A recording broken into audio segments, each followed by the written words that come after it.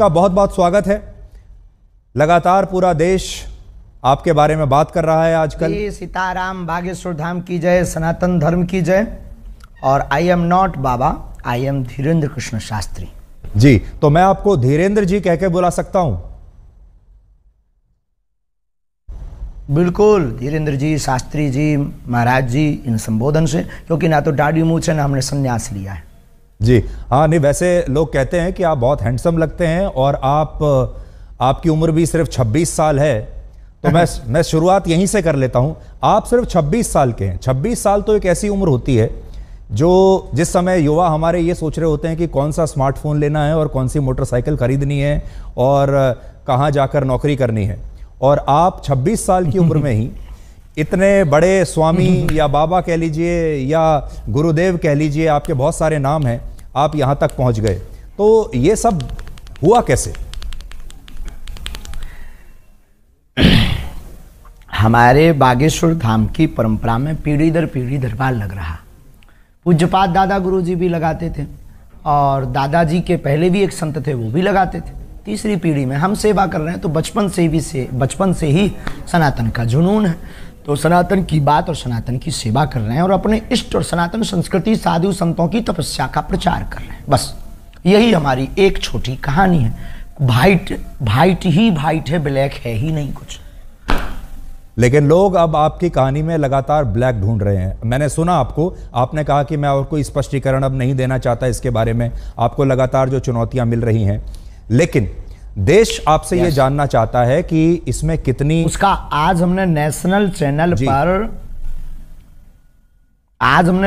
Channel के सामने लगभग 20 से 25 चैनलों के कैमरा लगे होंगे। 4 लाख लोग थे।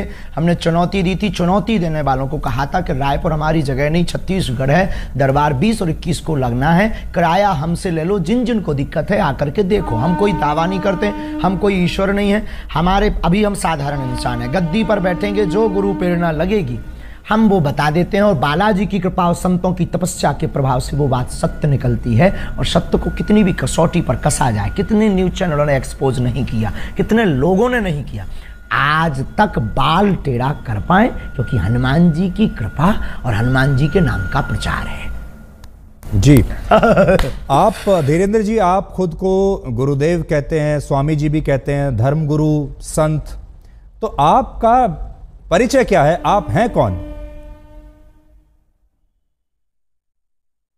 ना तो हम कोई संत हैं, ना हम कोई स्वामी हैं, ना कोई हम मठाधीश हैं। बागेश्वर धाम के चरणों के सेवक हैं। और श्रीमान जी, हम आपको बता दें कि हम जिस प्रकार पिता अपने पुत्र के रोग पर भगवान से, ईश्वर से, डॉक्टरों से, लोगों से प्रार्थना करता, दुआ के लिए गुजारिश करता, निवेदन करता, वैसे ही हम गुरु होने के नाते, उस गद्दी की सेवादार होने के नाते, बागेश्वर पीठ के सेवादार होने के नाते और सनातन धर्म के सच्चे साधक होने के नाते और मंत्रों की चिकित्सा को जानने के नाते आने वाले लोगों के लिए उनकी श्रद्धा को देखकर ईश्वर से प्रार्थना करते। हमने आपके वीडियोस लगातार देखे सोशल मीडिया पर, इंस्टाग्राम पर बहुत सारे वीडियोस आपके चलते रहते हैं, जिसमें आप अपने कागज लेकर बैठते हैं और लोगों की मन की बात को आप पढ़ लेते हैं। तो ये जो मन पढ़ने वाली मशीन है, ये कहाँ आपने लगा कर रखी है और कैसे पढ़ते हैं आप? और लोग इसी को चमत्कार मानते हैं।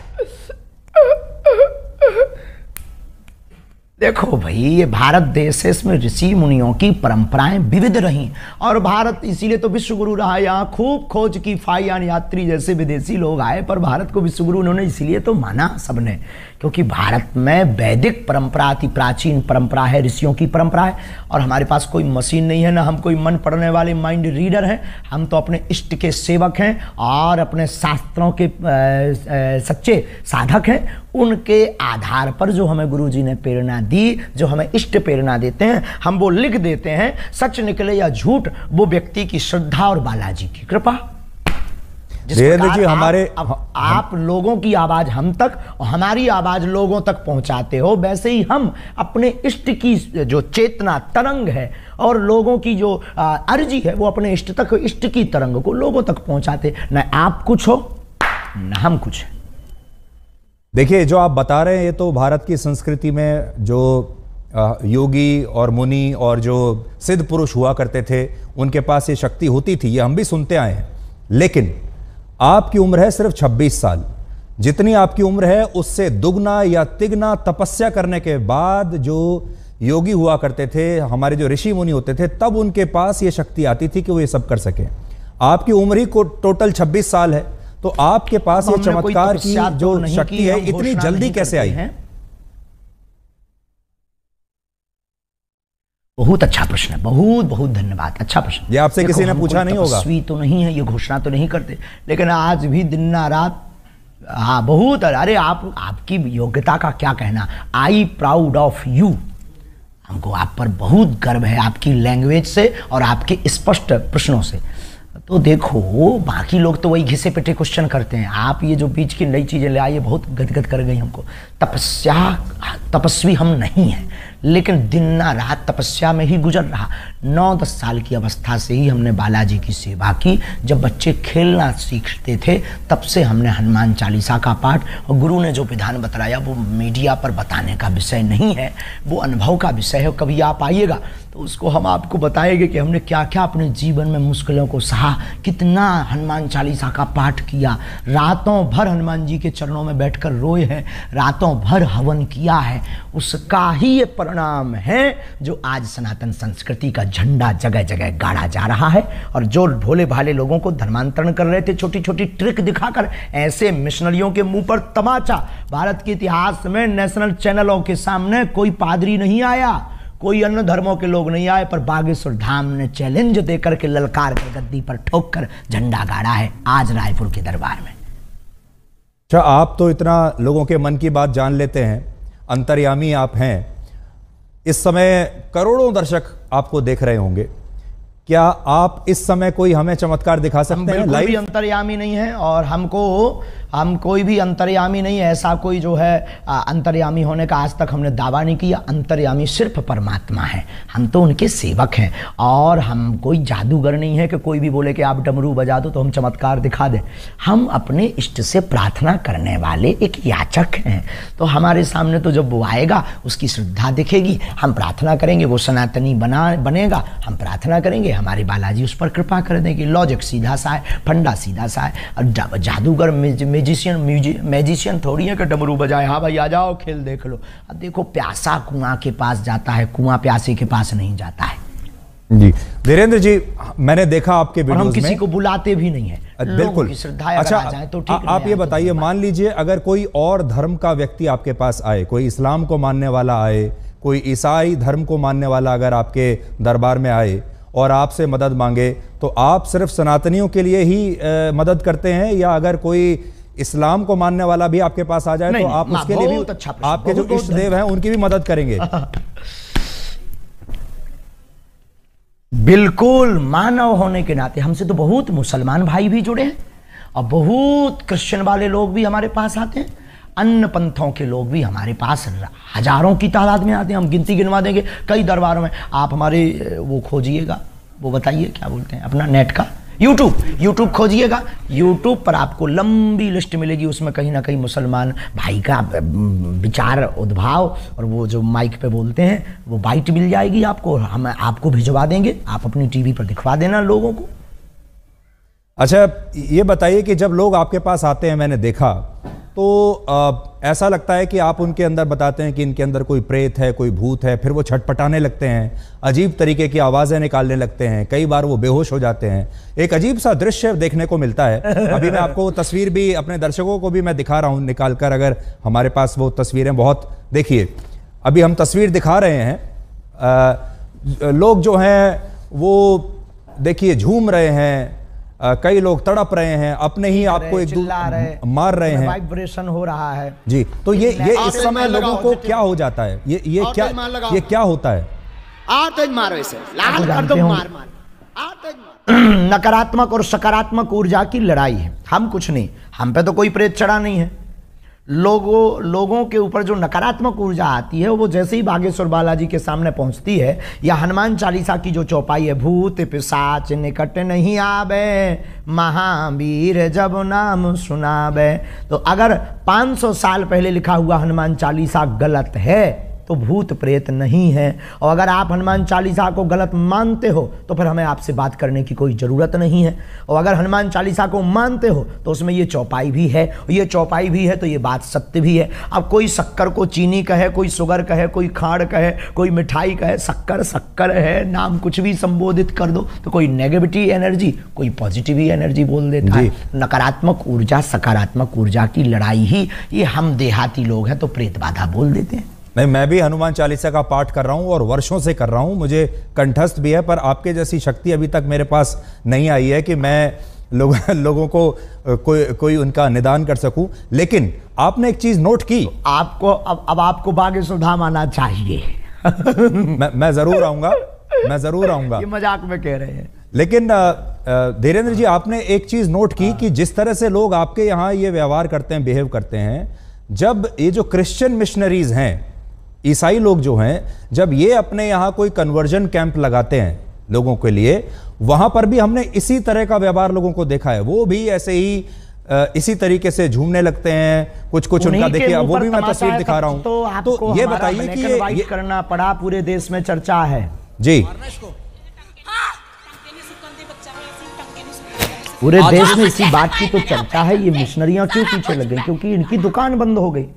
ये झूठे भोले भाले लोगों को ट्रिक दिखा करके और छोटे मोटे उपाय करके हमारे गरीबों का शोषण करते हैं, उनको धर्म परिवर्तन करवा देते हैं और अपने धर्म को बढ़ाते हैं। हमने जो घर वापसी करवाई, धर्मांतरण रोका, और हमने जब इनको दिखाया कि अपने धर्म में भी ये ताकत है, मंत्रों में, जो तुम धर्म परिवर्तन कर रहे हो नक्कटाहरो, आ जाओ वापस, तो वो फिर हर्ष आ गए। अब उनको डर है कि ये आदमी हमारा सब मिशन फेल कर देगा, इसीलिए तो ये जो है हमारे खिलाफ षड्यंत्र स्वांग दुनियादारी। तब तो आपको ब्लैक एंड वाइट करना पड़ा है, उन्हीं लोगों के उपद्रव करने से पूरे देश में वो हो गया है जी। तो लेकिन ये भी ऐसे ही दिखाते हैं जैसे इंसान के अंदर कोई प्रेत, जैसे कोई इंसान के अंदर प्रेत आत्मा आ गई है, वहां पर भी हमें ऐसे ही देखने को मिल रहा है। तो क्या आपको ऐसा लगता है कि ये दोनों जगह कॉमन है, या प्रेत आत्मा जो आप निकालते हैं, भूत प्रेत, अंतर है? ये सिर्फ भी पादरी बागेश्वर धाम का सामना नहीं कर पाएगा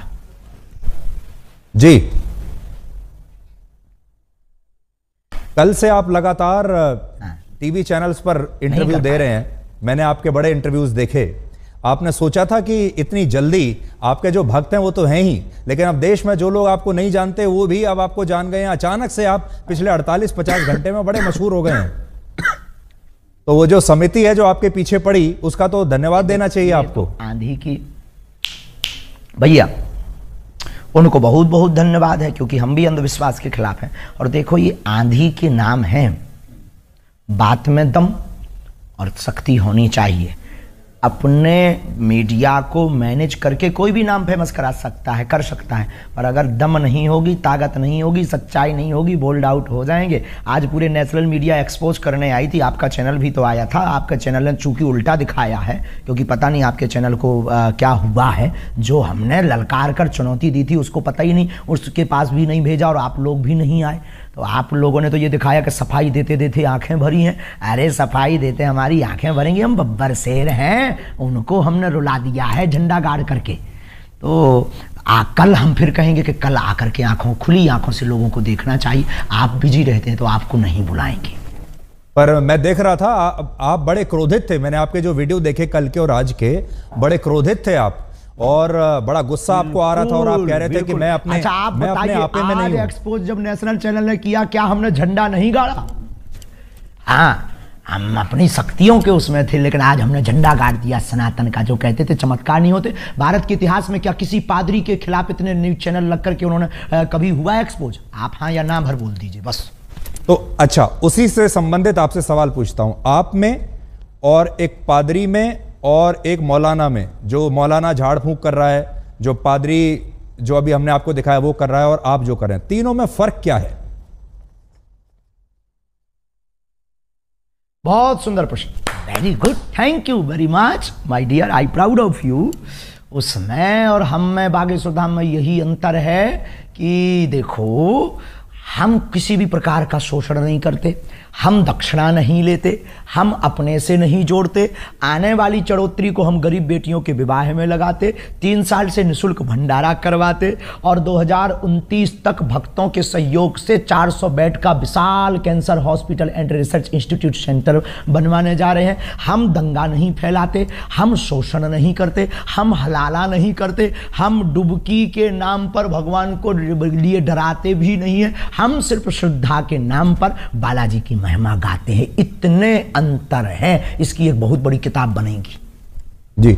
लेकिन वो भी प्रेत ही निकाल रहे हैं लोगों के अंदर से, आप भी प्रेत निकाल रहे हैं लोगों के अंदर से, और लोग जिस तरीके से बिहेव करते हैं वो भी सेम लगता है। हम तो ईश्वर से जोड़ते हैं, हम कोई दावा नहीं करते, हम कैंसर नहीं मिटाते हैं, हम प्रेत नहीं हटाते हैं, हम भूत नहीं हटाते, इष्ट हटा देते हैं, बालाजी हटा देते हैं। आई एम नॉट मिरेकल मैन, हम बहुत साधारण और सरल आदमी।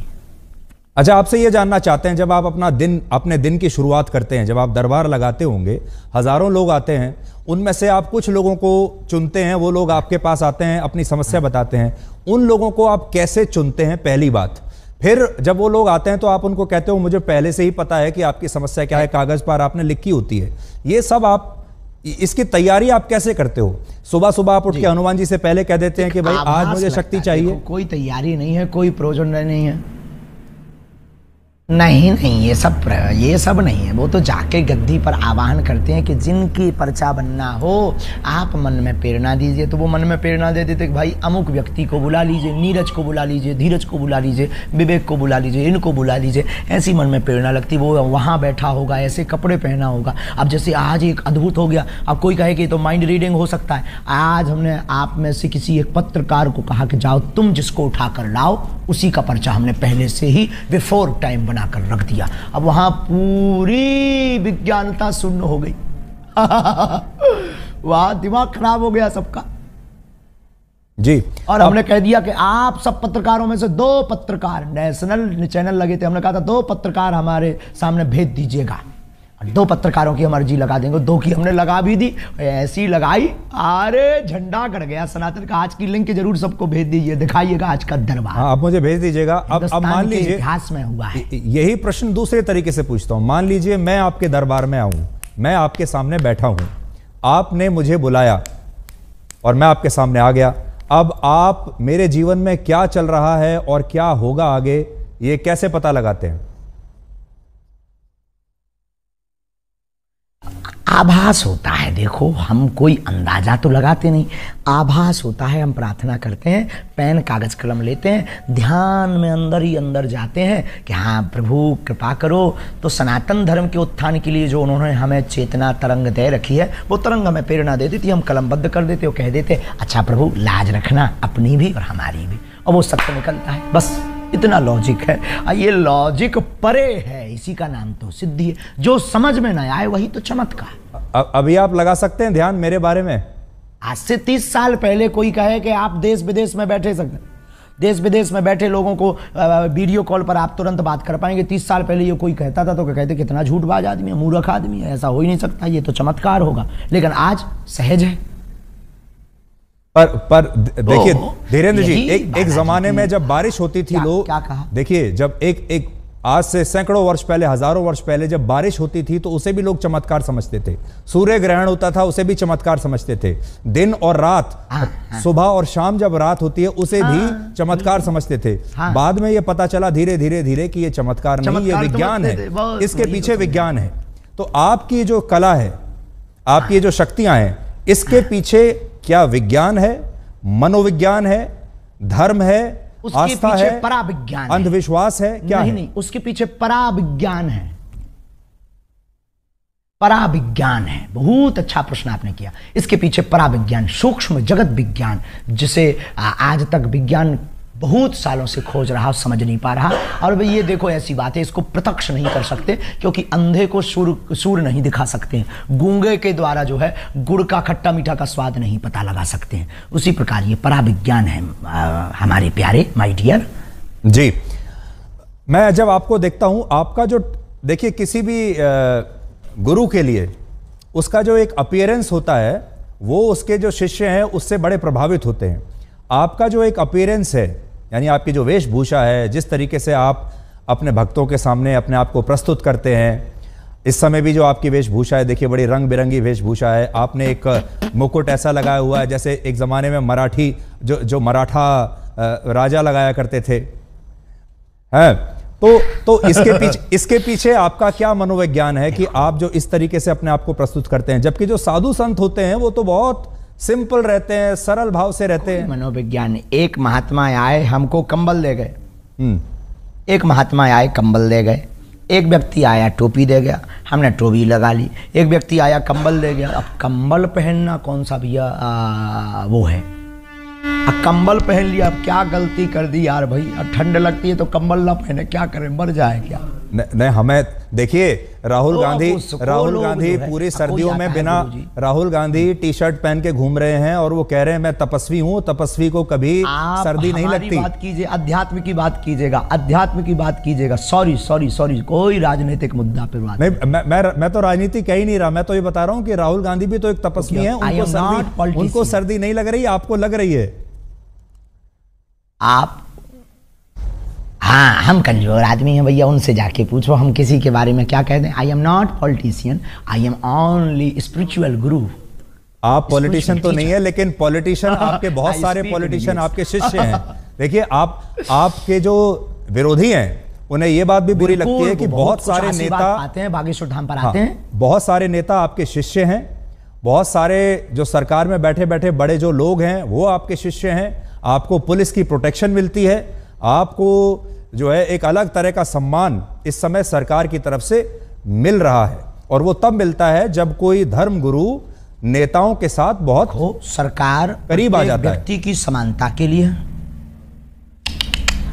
नहीं, सब व्यक्ति की जान माल की सुरक्षा करना सरकार का काम है। हम किसी भी पार्टी के आदमी नहीं है, हमारे हर पार्टी के डिवोटी है, हर पार्टी के हमारे शिष्य हैं और स्नेही हैं और आत्मा है। अब रही बात इसकी पुलिस की आदि की, तो ये जो मिशनरियों ने और आपके पास जो न्यूज़ें आई हैं, जो ये भ्रम फैलाया, ये जो षड्यंत्र स्वांग किए, उसके डर के कारण कहीं माहौल ख़राब ना हो जाए, कुछ भी हो जाएगा तो माहौल डिस्टर्ब होगा। तो एक धर्म गुरु के प्रति अपनी उन्होंने निष्ठा दिखाई है। और रही बात नेताओं का चेला बनने की, धर्म से राजनीति चलती है, राजनीति से धर्म नहीं। वो बहुत सकारात्मक विचार पाते हैं, बागेश्वर धाम से आशीर्वाद पाते हैं, सन्यासी बाबा की कृपा पाते हैं।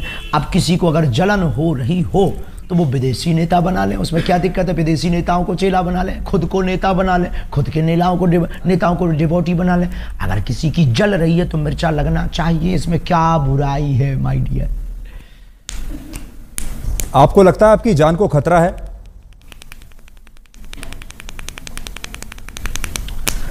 ये जो प्रपंच हो रहे हैं, हमें देखो मरना बार बार है नहीं है, एक बार बचना नहीं है, इसलिए हम बहुत स्वच्छंद आदमी और बहुत दिल खोल कर बोलते हैं। बाकी जो होना है वो तो होना ही है, लेकिन पीछे तो लगे ही है, ये भी नहीं कह सकते कि नहीं लगे। छतारी में हमने घोषणा कर दी थी, इस षड्यंत्र जो अभी आप लोग लेके बैठे हैं, ये हमने आज से 1.5 महीना पहले, लोग हमसे कह रहे हैं आपकी ब्लैक एंड व्हाइट पे ये दिखा देना। छतारी में हमने कह दिया था कि अब हमारे खिलाफ षड्यंत्र होगा, अब वो हो गया। देखिए मैं तस्वीर देख रहा हूं, इसमें देवेंद्र फडणवीस आपके सामने हैं, डिप्टी सीएम महाराष्ट्र के पूर्व मुख्यमंत्री। हमने नितिन गडकरी की भी फोटो देखी, मनोज तिवारी भी आपके सामने हैं, कुछ बात कर रहे हैं। तो इससे ऐसा लगता है कि अब आप देश के शक्तिशाली लोगों के साथ आपका उठना बैठना हो गया है। हमारा पहले से ही उठना बैठना शक्तिशाली श्री हनुमान जी के साथ है, ये भूल गए आप। पूरे आला वर्ल्ड के मैनेजमेंट गुरु लॉर्ड हनुमान के साथ हमारा उठना बैठना है 11 साल की अवस्था से। वो दिखाइए जरा फोटो। आप लोगों की समस्याओं का निदान करते हैं, पर्सनल समस्याएं जो लोगों की होती हैं, किसी की कोई बीमारी है, किसी की प्रमोशन नहीं हो रही, किसी को और कोई दिक्कत है। आपने कभी, आपको इस तरह का आभास नहीं हुआ जिससे पूरे समाज का फायदा हो सके, पूरे देश का फायदा हो सके? कभी आपको ऐसा आभास नहीं हुआ कि आप पहले से बता सके कि भाई कोविड आने वाला है, सावधान हो जाओ, कोई आतंकवादी हमला होने वाला है, वो आपको पहले से पता चल जाए?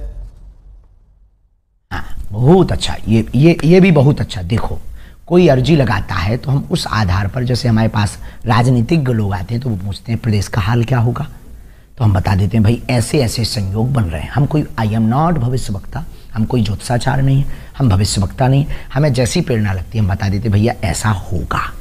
अब कोई अर्जी ना लगाए तो हमारी बात को कौन सुनने वाला है, कौन हमारी बात को इतना सुनेगा, और कौन नियम मानेगा, कौन नियम करेगा, कौन आएगा। बाकी विश्व कल्याण की मंगल कामना हम प्रतिदिन करते हैं कि ईश्वर जो होना वो तो होना ही है, पर विश्व का मंगल। शाहरुख खान की नई फिल्म आ रही है पठान, उसका विरोध करने के लिए आपके दरबार में किसने अर्जी लगाई थी?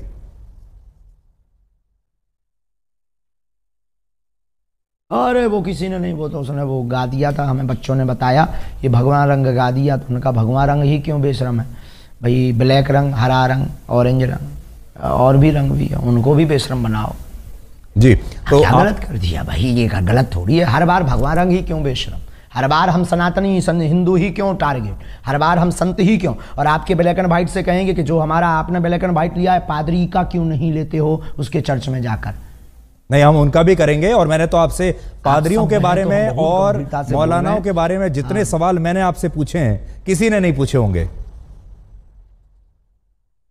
किसी ने नहीं पूछे। और हम आपसे बहुत खुश हैं, हमने कहा ना 3 बार हम आपकी तारीफ कर चुके हैं, बहुत सहज हैं आप, बहुत अच्छे हैं। और आपके ब्लैक एंड वाइट को देखना चाहिए लोगों को। आई सपोर्ट यू, पर आप हमारा भी सपोर्ट करिए सनातन का। जी नहीं देखिए, हमारा स्वामी जी हमारा जो कर्तव्य है वो है ब्लैक और वाइट। अब आप अपनी बात कहने के लिए, अपनी पैरवी करने के लिए स्वयं बैठे हैं। अब आप मेरे ऊपर या आज तक के ऊपर आरोप नहीं लगा सकते कि मेरी बात सही नहीं है। अब आप स्वयं अपने स्पोक्स पर्सन हैं, स्वयं अपने प्रवक्ता हैं। आज गलत किया है, आज दिन में गलत किया है, आज तक ने सत्य नहीं दिखाया है। अब देखिए, अब वो सारी चीजें अब लोगों के सामने आ जाएंगी। पर हम आपसे ये जानना चाहते हैं कि क्या एक धर्म गुरु को फिल्मों के बारे में बोलना चाहिए? दिखा दीजिए आज दिन भर की वीडियो। शाहरुख खान के बारे में बोलना चाहिए एक धर्म गुरु को? क्या आप छोटी छोटी जो सनातन के खिलाफ बोलेगा, चाहे वो फिल्में वालों हो, चाहे वो राजनेता हो, हमने शिक्षा मंत्री के खिलाफ भी बोला बिहार के, उस पर बात क्यों नहीं की? जो सनातन का विरोध करेगा हम उसके खिलाफ बोलेंगे। अगर ये दंगाई है, अगर ये भड़काऊ है, तो ये होते रहना चाहिए, इतना खौफ बहुत जरूरी है। तो ये आरोप आप, इसका मतलब सही है आपके ऊपर जो लोग कहते हैं कि आप हिंदुओं को जो आते हैं वहां पर उनको भड़काते हैं? आप एकजुट करते हैं, लोगों को समझ में भड़काना आता है, जो हिंदू नहीं है उनको भड़काना आता है। अपनी अपनी समझ है। किसी को कल तक हम पाखंडी नजर आ रहे थे, किसी को कल तक हम चुनौती से भागने वाले नजर आ रहे थे, जब आज हमने ठोक दिया, ठिकाने लगा दिया, तो बुद्धि ठिकाने लग गई पूरी नेशनल मीडिया के सामने। तो ये अपनी अपनी, जब तक हमको समझा नहीं तब तक वो ऐसा समझेंगे। बहुत सारे लोग आपको सोशल मीडिया का स्वामी भी कहते हैं, क्योंकि अब आप यूट्यूब पर बड़े एक्टिव हैं, इंस्टाग्राम पर आपके लगातार वीडियो चलते जा रहे हैं। और ये एक नई तरह की जो है क्रांति है, जिसमें हम ये देख रहे हैं कि धर्मगुरु भी अब आश्रमों से बाहर निकलकर सोशल मीडिया पर आ गए, मोबाइल फोन पर आ गए। लोग आपको मोबाइल फोन पर देख रहे हैं। ये अपने आप हो रहा है धीरेन्द्र जी, या आपके पास कोई सोशल मीडिया टीम है जो आपको रोज वायरल करती है? एक दूसरे में विज्ञान और विज्ञान दोनों एक दूसरे से जुड़े हुए हैं। हमारी कोई टीम नहीं है। हम तो पहले दरबार लगाते थे, पहले भी कथाएं करते थे, लाइव नहीं आते थे। फिर संस्कार वालों ने आके कहा कि हम आपकी कथा को दिखाएंगे, क्योंकि आपकी कथा में, आपके दरबार में दम है और सनातन का प्रचार होगा। हमने कहा भाई अगर तुम्हें दिखाना है तो दिखा दीजिए, हमें क्या दिक्कत है, बस इतनी ही कहानी है। अब आप आए, आप बोले हमें ब्लैक एंड व्हाइट दिखाना है, अब आप भी हमारी टीम में शामिल हो। नहीं, आपने मेरी बड़ी तारीफ की। मैं भी आपको इतना तो कहूंगा कि you are a very good speaker. Thank you very much. तो अब ये बताइए, अब ये जो 2-3 दिन से आपको लेकर विवाद हुआ है, अब इसके बाद से आपको ऐसा लगता है कि ये एक तरीके से नया जीवन अब शुरू हो रहा है? निपट गया। रोज आपके टीवी पर इतने इंटरव्यूज अब आपने दिए। हमारा नया जीवन, नई क्रांति शुरू हो रही है। रोज चुनौती आएंगी, अब हमें उनकी तरफ ध्यान नहीं देना है। कितनी बार हम सत्य की कसौटी पर कसेंगे।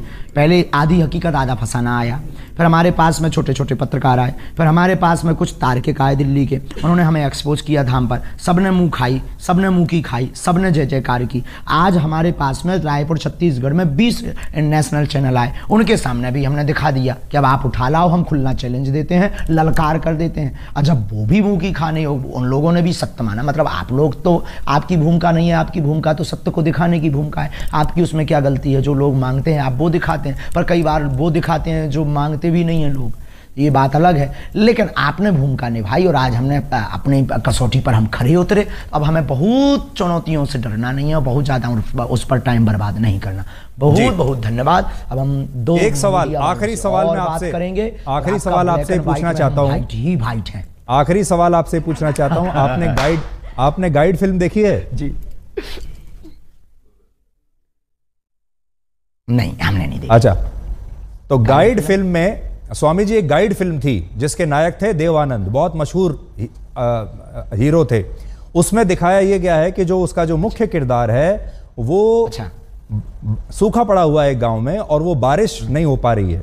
उसके लिए वो एक आम इंसान है, लेकिन वो उसके लिए तपस्या करनी शुरू कर देता है और लोग आसपास के उसको बाबा समझने लगते हैं और लोगों को विश्वास इतना हो जाता है उस व्यक्ति के ऊपर कि वो वाकई तपस्वी बन जाता है और फिर वो अपनी जान दे देता है उसके लिए।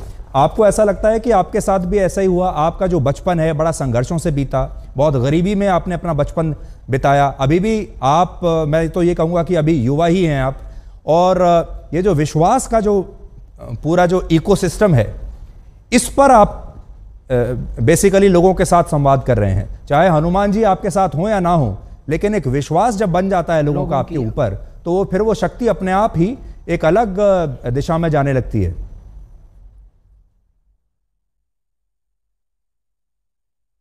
बहुत अच्छी बात बोली, लॉजिक वाली बात बोली है और इस बात में बहुत ताकत और दम है। देखो, हमें हनुमान जी ने चुना है और रही बात लोगों की श्रद्धा की, श्रद्धा टूटती और बनती रहती है, लोग स्थिर नहीं रहे, किसी के नहीं। दूसरी बात, इस विषय पर हमारा सिर्फ यही कहना है कि हमने कभी अपने से लोगों को नहीं जोड़ा, लोगों की बाहें पकड़कर हनुमान जी से जोड़ा। अगर ये गलत है तो क्या कहते हैं, बस हम ना कोई तपस्वी हैं, ना हम कोई बहुत साधारण भाषा में बोलें कि बहुत बड़े चमत्कारी हैं, साधारण इंसान हैं। लोगों की निष्ठा ही चमत्कार है। अब आपकी बात का यही जवाब आप चाहते हैं तो बस वही जवाब हम दे देते हैं कि लोगों की श्रद्धा ही उनका चमत्कार है। बहुत बहुत धन्यवाद धीरेन्द्र जी, आपका बहुत बहुत धन्यवाद हमसे बात करने के लिए, और उम्मीद करते हैं कि आपके आलोचक जो हैं उन्हें आपके जवाब मिल गए होंगे, और बाकी देश की जनता के ऊपर छोड़ते हैं, क्योंकि जैसा मैंने आपको कहा, आप सबसे बड़े अपने प्रवक्ता तो आप स्वयं हैं। हाँ, कल फिर दरबार लगना है, आलोचकों से कह दीजिए कल और आ जाए तो ठीक है। और कल थोड़ा सा मेरे बारे में भी आप सोच के बताइएगा, अगर आप सोच सकें। मैं तो यहाँ दिल्ली में हूँ, कल दरबार में थोड़ा सोचिएगा मेरे बारे में, और मेरे बारे में कोई भविष्यवाणी हो तो बताइएगा। अरे अब आपके बारे में क्या करना, सामने कर देंगे, इस पे तो ये हो जाएगा कि कंट्रोवर्सी हो जाएगी, कुछ उल्टा निकल जाएगा मुंह से। जी, तो कंट्रोवर्सी तो खैर ठीक है, अब तो विवादों की आपको आदत पड़ गई होगी अब तक तो, और इसका मतलब ये है कि आपके अगर दुश्मन बढ़ रहे हैं, इसका मतलब आपके शिष्यों की संख्या बढ़ रही है, इसलिए आपके दुश्मन भी बढ़ रहे हैं। आहा, बहुत गजब की बात, बालाजी के समर्थक बढ़ रहे हैं। धीरेन्द्र जी, बहुत बहुत शुक्रिया हमसे बात करने के लिए। Thank you very much, you are a good speaker. जय श्री राम, सनातन धर्म की जय।